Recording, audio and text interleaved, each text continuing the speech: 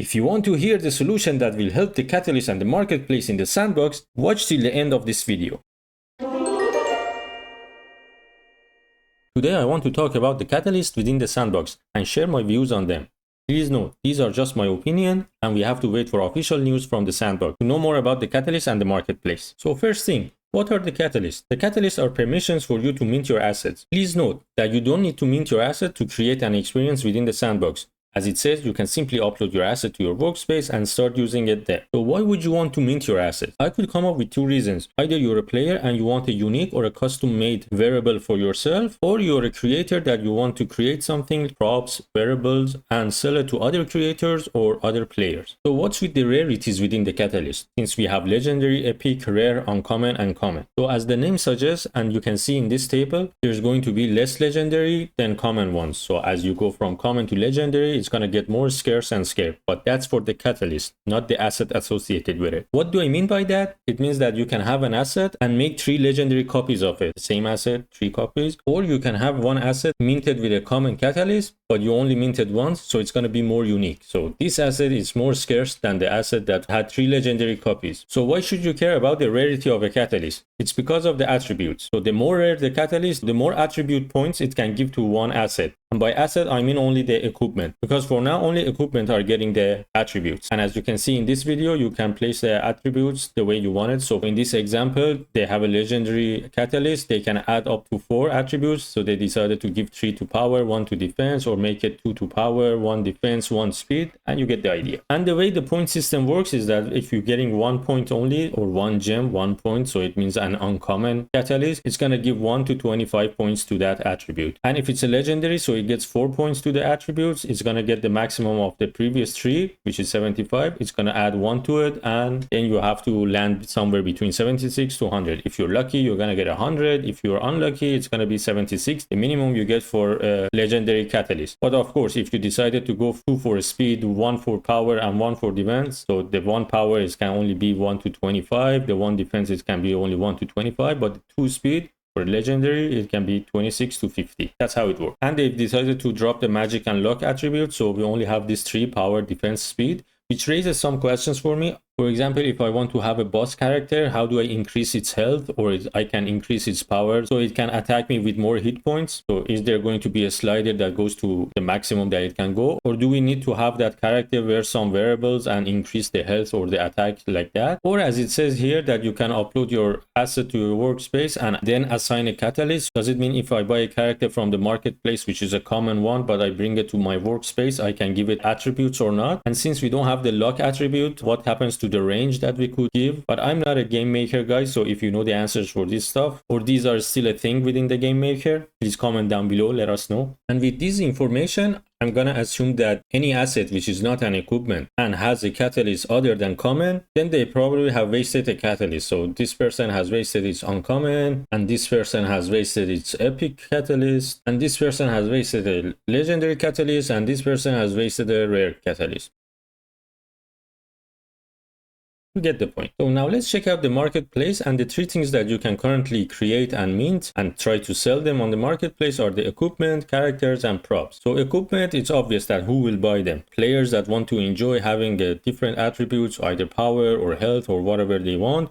Or they are cool looking variables, they want their avatar to have it and go around in different experiences and have those. But let's go for props and characters. And for the sake of this video, I'm gonna assume character and props have the same value. So these are assets that only creators want to use in their experiences and to get the experiences ready faster. So they don't need to go and create these assets in the Vox edit. Either they don't know, or they don't have the time, or these are good enough for them to use. So players won't care about these, only the creators. So let's look at different scenarios. The first scenario is that, okay, the person has created this, maybe they spent 3 hours creating this asset, and we're gonna say that it costs them $15 per hour to create. It's gonna be $45 the cost of creation and $1 for the common catalyst, so it's gonna be $46. So since they minted only 1, they should sell at least $50, so to make a $4 profit. But who's gonna buy this? If it's a studio, I'm assuming they're gonna create their own custom made asset for $50. They won't go through this way. And if it's a smaller creator, $50 is still a lot, and for one asset in their experience, that's going to be too much. So we have to bring the price down for sure. To bring the price lower, we have to increase the volume, and to increase the volume, we have to mint more. And to mint more, we need more common catalyst. So we're going to buy the common catalyst from the marketplace. We're going to buy 100, and assuming we're not going to raise the floor price, they're all going to stay at $1. So we spend $100 to get the 100 catalysts, and we spend $45 in the man-hour work to create this. So $145 is our cost. So we're going to sell these for $2 each. So we're going to end up with $200. And at the end, if we sell 100 copies of this, we're gonna make a $55 profit. But this is not very feasible. So we only have 600 published experiences. So it means like 17% of these experiences must have bought this. It's not very easy to sell copies of one asset to 100 creators, at least for now. But Koosha, lazy minting is going to fix this, said Sebastian, smiling. What is lazy minting? The way I understand it, the creators, they don't need to mint the asset. They just specify the rarity of that asset and the number of copies of that asset. For example, you create a sword and you say, I'm going to only sell it for legendary. And there can only be 5 copies of it. So the first 5 people to bring the legendary catalyst and mint the asset, it's going to be theirs. And there will be no more copies of that asset. Although this can work with the props and the common catalyst, because we have plenty of those, it's going to be a problem for the more rare catalyst. I'm going to show you why. Let's take this chest plate as an example. So let's say the creator wants to sell this as a legendary equipment. So they're going to say it's going to be only 10 copies and whoever brings legendary catalyst can have this. The first question I have, what will be the attributes? Will the 10 have the same attribute, or for each different person it's going to be different? The second issue I have with this, who's paying for this? For example, so I have a legendary catalyst. I got it either through airdrop or I bought it from someone else. So I come and mint this asset and burn the catalyst. I'm assuming Sandbox is going to pay the creator the price of the catalyst at the time of purchase. The next issue I have with this method is that we are exposing the players to another variable. So we tried so hard to bring the players on board, teach them about MetaMask, creating wallets, buying the Sand token and those kind of stuff. Now they have to consider the catalyst and the price of catalyst and when to buy them, when to purchase them. And since catalysts are NFTs and they're not very liquid, so people are going to speculate on the prices. Here I can explain it better. You can see that the last sale was 449 Sand and now the floor price is 599. So as a player, I would come say, maybe I can wait, maybe the price drops down. So I'm not gonna buy that asset for now. I'll wait till the legendary catalyst is lower, then I'll buy. So now we have the player thinking about the price of catalyst, maybe sniping, speculating on price drops, or even speculating on when Sandbox is gonna issue more legendary catalyst. Now let's check another issue. Now pretend that while you have created your asset and you said that it's gonna be legendary and you only 10 copies and those kind of stuff, there is another event going on and a creator has announced that they're gonna give away $1,000 for the first 10 people who mint their legendary asset. So since they're giving $1,000 worth of prizes, everybody's gonna buy this catalyst until it reaches more than 1,000. Then it wouldn't be profitable. But what it causes, it brings the floor price for everybody else's asset higher. So if you were happy to sell one legendary as a lazy mint for $200, now the lowest price is $1,000. And who's gonna buy it? Now you've created an asset, it's a beautiful asset, but no one can afford it. It's 1,000 now. And by reading this, that the buyers will be able to acquire catalysts on the Sandbox marketplace or through secondary marketplace. So it means that the Sandbox will try to sell these catalysts. So maybe try to manipulate the prices, bring the prices down once it gets to that high price. But again, there's a speculation. Okay, is Sandbox going to do it now? Are they going to drop the prices? And is Sandbox going to be always below the floor price? Are they going to be above? Is it fixed? Yeah, more confusion. Although Sandbox says that it's going to be a hassle-free sales system for creators, we should facilitate the things for the buyers. The world I live in, everybody is trying to make it easier for the buyers to purchase. So in a world that we have tap to pay, blink to pay, or I don't know, Amazon is coming up with automated shops and groceries, Sandbox has come up with a system that is telling the buyers to walk with your hands so you can buy the assets. But I do like the second point. The second point is that they're saying for the common catalyst at least, the cost for the users should be about $1. That can work with the lazy minting, but why should we even bother? If it's not working for the rarer catalyst, we can have a better solution for these. So in order to address this situation for the props and to keep the prices low, I would suggest to have a permissionless system. For example, you give each creator 5 permissionless mints. This means that a creator can mint an asset, for example, this small town church. They can mint it without using any catalyst. It's permissionless, you can mint it, but the price has to be only $1. You can mint as many as you want. 10,000, 100,000, I don't know, unlimited, but the price can be only $1 and each creator gets 5. And then you can have an engagement system the same way that you're gonna do it for the game maker fund and those kind of stuff, even for the marketplace. If a creator uses the permissionless system and does X amount of sales, let's say $20 worth of sales, then they get another permission to mint another one, and like so. And if they don't, for example, they minted 5 permissionless assets and no one's buying from them, but they want to try, they say those were my first tries, I didn't know, I was testing and those kind of stuff, it's okay. You can burn or remove one of them or all of them to get more permissions. This way you won't dilute the marketplace with low quality assets, and you get to try until you start selling your assets. So you might say that, oh, okay, I spent 3 hours working on this, so that cost me $45, and I'm sure I'm not gonna sell 45 copies of this to just get to break even. So you can still use the minting way, buy the catalyst, price it however you want, and try to sell that way. And to solve the issue for the assets with catalyst, so the equipment, the variables that get the attributes and those kind of stuff, so you could have the same old version that you had with the catalyst. So each rarity had a maximum number of copies it could have. So for example, a legendary can have only 5 copies, epic can have 10, the rare can have 20, and uncommon 40, for example. So for example, to mint this asset, they're going to use an epic catalyst. So they can choose, they want it to be only 1 copy, or the maximum that the epic catalyst can have, 10 copies. So with 1 catalyst, they can mint 10 and bring the price lower, which is good for the buyers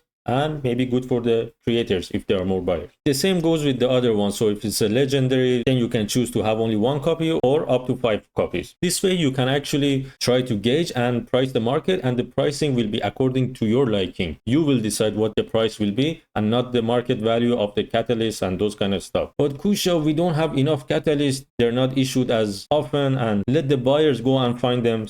So if it's not issued as often and it's not very available, it's not going to be very available for the buyers too. But to again have this engagement system and incentivize people to create good assets and to mint accordingly and price accordingly, we can have a system. When you use a catalyst to mint different copies, you have to sell 50% or more of that asset to get your catalyst back. For example, you minted this blade as an epic and you make 10 copies of it. So if you sell 5 of them, you're gonna get your epic catalyst back, so you can create another asset and start selling another. Why not? You're a person that could sell 50% of the assets that they created, so you should be incentivized to fill the marketplace. So this way the creator has to gauge the audience and know who's gonna buy, know the community, know the quality of its assets, know the pricing of its assets. So if you say I'm gonna mint an uncommon 40 copies, you have to make sure you sell at least 20 to get your catalyst back. So either you bring the price lower, or you create an awesome or amazing asset, whatever you do, or you just fool your community to buy it. I don't know, but get that 50% to get your catalyst back. Since we talked about the issuance and the minting of the catalyst, I want to also talk about it. So according to this data on Dune Analytics, we can see that there were 369,000 catalysts minted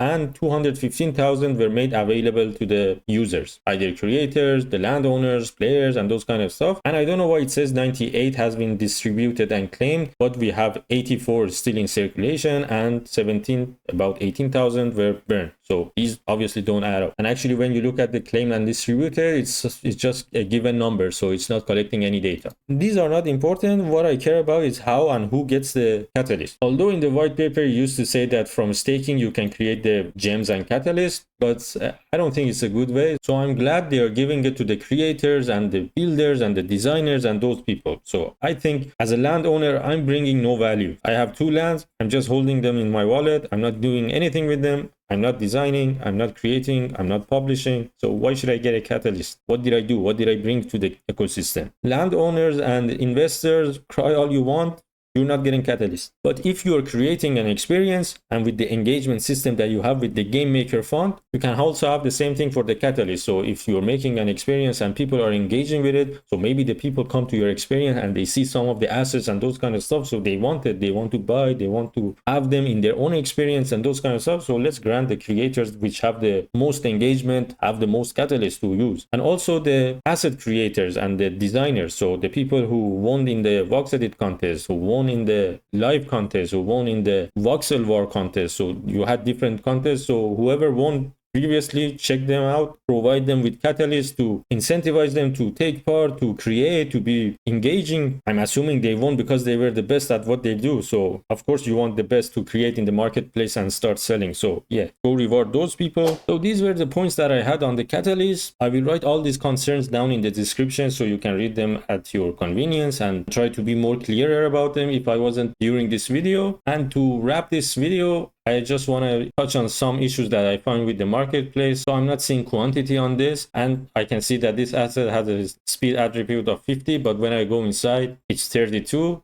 So what's with that? Also, I cannot open a new tab. So every time I have to go inside, then come back. So it's a hassle for me. And I want to know what happens with duplicate assets. So do people have to change a voxel or change a color or change some item inside the asset to have duplicates, or duplicates are out? And this duplicate is from the same person. But what if someone else creates the same thing? But those are a matter for another video. Please comment down what are your concerns about the catalyst, how you see the marketplace situation. But let's not forget, the best solution for the marketplace and the catalyst and everything is to have a bug-free metaverse with engaging gameplay, bring the mobile, bring PvP. After we have all of this, then we can think about the marketplace. Who's buying? That's it for this video. If you enjoyed it, you can leave a like. It's hassle-free, so don't worry about it. And I'll see you in the next one.